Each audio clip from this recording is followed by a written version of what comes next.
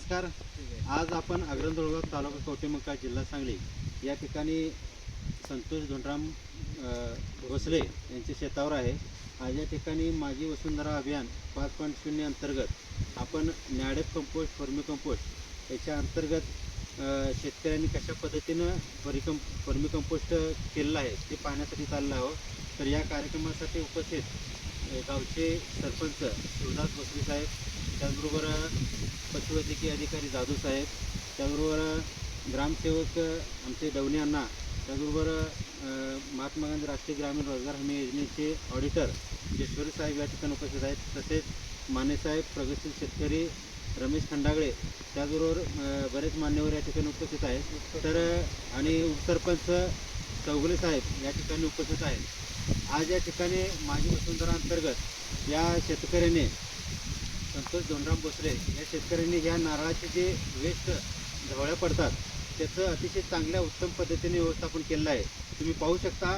तर या ठिकाणी प्रत्येक झाडापासून सर्वसाधारणपणे प्रत्येक दिवशी एखादी जरी झवळी पडली तर मोठ्या प्रमाणात झवळ्या पडत असतात, परंतु बऱ्याच शेतकऱ्यांचा प्रश्न असा असतो की ह्या झवळ्याचं करायचं काय। तर ह्या शेतकऱ्यांनी मोठ्या प्रमाणामध्ये ज्या झवळ्या पडतात त्याचं कुट्टी करून हा एक मोठ्या आकाराचा म्हणजे 20 बाय 20 फूट लांबीचा आणि रुंदीचा आणि 8 फूट खोलीचा असा खड्डा काढलेला आहे।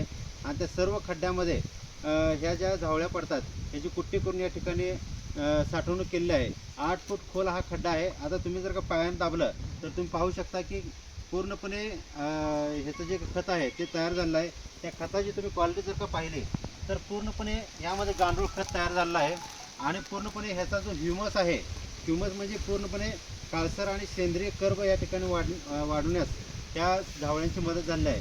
तर प्रत्येक शेतकऱ्याने आपल्या शेतामध्ये जे वेस्ट मटेरियल पडतं आहे त्याचे जर का अशा पद्धतीनं कंपोस्ट खत तयार केलं तर ह्याच शेतामध्ये निर्माण होणारा जो काही काडीकचरा आहे त्याच काडीकचऱ्याचं व्यवस्थापन करून कंपोस्ट खत केलं आणि ह्याच परत जर का झाडांना जर का दिलं तर सेंद्रिय शेती वाढीसाठी अतिशय चांगला हा उपक्रम होऊ शकतो।